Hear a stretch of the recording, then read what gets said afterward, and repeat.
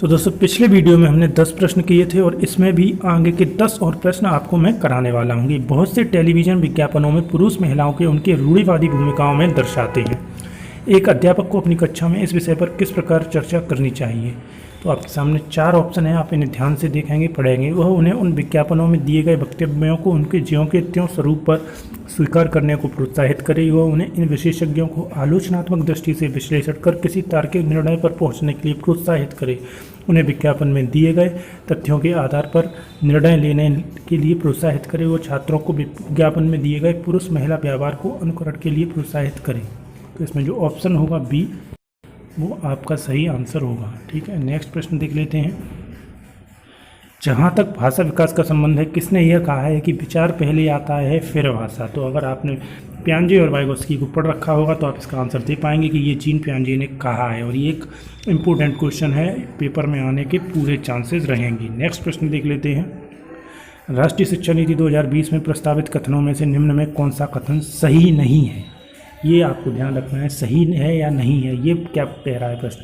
तो ये 4 विकल्प हैं, इन चारों विकल्पों को आप पढ़ेंगे तो इसमें जो बी विकल्प है वो इसमें नहीं बताया गया है, उसके बारे में बात नहीं की गई है। चलिए नेक्स्ट प्रश्न देख लेते हैं कि क्या किसी कक्षा में धीमी गति से सीखने वाले शिक्षार्थी मेधावी और औसत जैसी शब्दावली विद्यार्थियों का उल्लेख करने के लिए प्रयोग में लानी चाहिए। जी हाँ, यह विद्यार्थियों को अपने अपने निष्पादन के स्तर को समझने में मदद करती है। बी जी नहीं, ये शब्दावलियाँ विद्यार्थियों की योग्यता के आधार पर उनका नामीकरण करती हैं और समावेशी नहीं है। सी जी हाँ, ये शब्दावली अध्यापक को विद्यार्थियों का वर्गीकरण करने में मदद करती है। डी जी नहीं, ये वर्गीकरण पर्याप्त नहीं है, हमें विद्यार्थियों के बारे में सच्च समझ बनाने के लिए इससे भी अधिक शब्दावली की जरूरत है। तो इसका जो ऑप्शन होगा वो बी होगा कि इसकी हमें कोई आवश्यकता नहीं है, क्योंकि समावेशी शिक्षा की हम बात करते हैं। नेक्स्ट प्रश्न।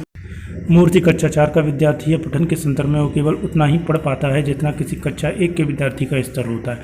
मूर्ति को ध्वनि का मिलान करने, शब्दों की वर्तनी तथा पठन में भी कठिनाई आती है। मूर्ति निम्नलिखित में से किसके लक्षण प्रदर्शित करता है। ये प्रश्न भी इम्पोर्टेंट प्रश्न है, तो आप इसका आंसर देंगे तो पठन वैकल्य सी होगा, जिसे हम डिसलेक्सिया के नाम से जानते हैं, और ये भी एक इम्पोर्टेंट क्वेश्चन आपके पेपर के लिए बन सकता है। नेक्स्ट प्रश्न देख लेते हैं।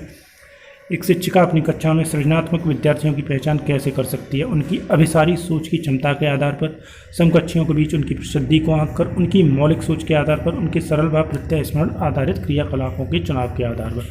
तो इसमें ऑप्शन सी होगा, ये भी एक महत्वपूर्ण प्रश्न है।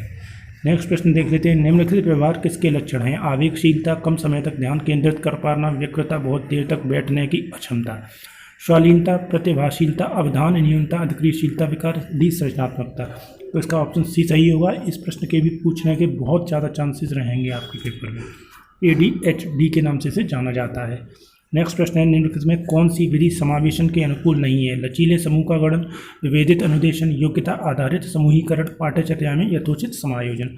तो इसमें जो ऑप्शन सी है वो इसका आंसर होगा। नेक्स्ट प्रश्न देख लेते हैं हम कि निम्नलिखित में कौन सी एक मेधावी बच्चे की विशेषता नहीं है। उच्च स्तर का समर्पित भाव, स्वतंत्र रूप से काम करने की प्राथमिकता, एक ही काम को अनेक बार दोहराने की व्याकुलता, किसी समस्या पर काम करते हुए अनेक विकल्पों की पहचान करने की योग्यता। तो इसमें जो ऑप्शन डी होगा वो इसका आंसर होगा। तो ये थे कुछ महत्वपूर्ण से प्रश्न